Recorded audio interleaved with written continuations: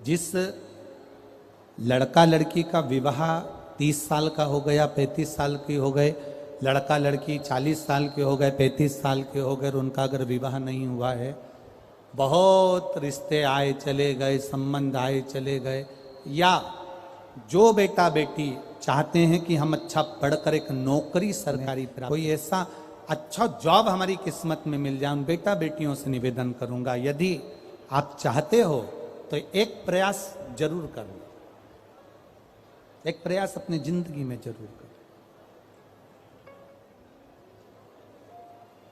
शिवलिंग समझ लेना जरा अच्छे से, शिवलिंग, जलाधारी, गणेश, कार्तिकेय, अशोक सुंदरी, और ये शिवलिंग, और ऊपर भगवान शिव की 5 बेटियां, जया, विषहरा, शामलीवारी, दौतली, देव। 3 प्रदोष या 3 शिवरात्रि। कितनी प्रदोष? 3 या 3 शिवरात्रि। मेरा बेटा बेटियों से निवेदन है, जो अच्छी पढ़ाई कर रहे हैं, मेहनत करो, अच्छा पढ़ो, और मेहनत के साथ में जब कंपटीशन एग्जाम में बैठने का समय आए, 3 स्थान जहां पर आपको, प्रथम अशोक सुंदरी, अशोक सुंदरी की जगह पर जब आप बेलपत्र समर्पित करेंगे तो डंडी का मुख जहां से पानी बहता है उस स्थान पर रखेंगे। दूसरा, शमी का पत्ता,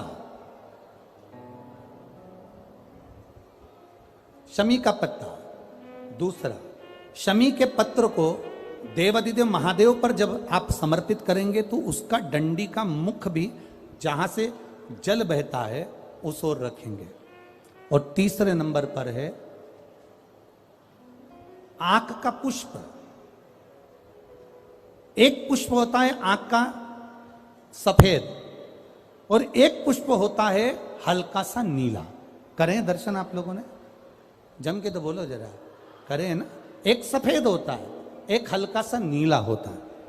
सफेद आंख का जो पुष्प होता है वो केवल देवादिदेव महादेव का एक स्वरूप होता है, और हल्का सा जिसमें गुलाबीपन, नीलापन होता है वो शिव, गणेश, कार्तिकेय, अशोक सुंदरी, जया, विषहरा, सामरीवारी, दौतली, देव और शिव जी के जितने गण हैं उन सबका प्रतीक होता है।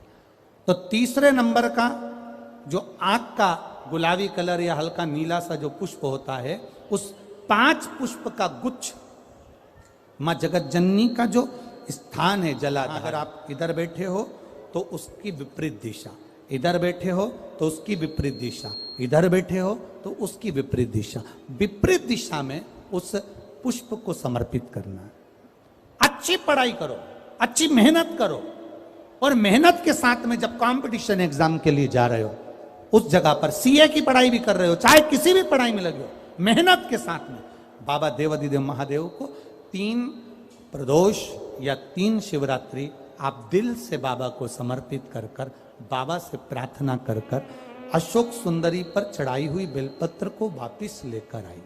जिस विद्या स्थल पर आप पढ़ाई करते हो, जिस कमरे में आप रहते हो, वहां उस बेलपत्र को 3 प्रदोष की या 3 शिवरात्रि की बेलपत्र रखिए।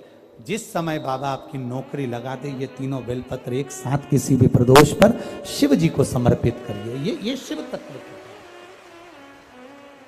आप मेहनत करें, खूब मेहनत करें, कंपटीशन एग्जाम के लिए जितनी कोचिंग कर सकते करो, मेहनत करना उतना करो, जितना करते हो उससे 4 गुना ज्यादा करो, और उसके साथ में देवादिदेव महादेव से प्रार्थना, तेरा ही दिया मैंने खाया पिया है, तेरा शुक्रिया है, तेरा शुक्रिया है। अब जिनका मंगल विवाह नहीं हो रहा, 30 साल हो गए, 35 साल हो गए, 40 साल हो गए, उनके लिए भी वर्णन आता है।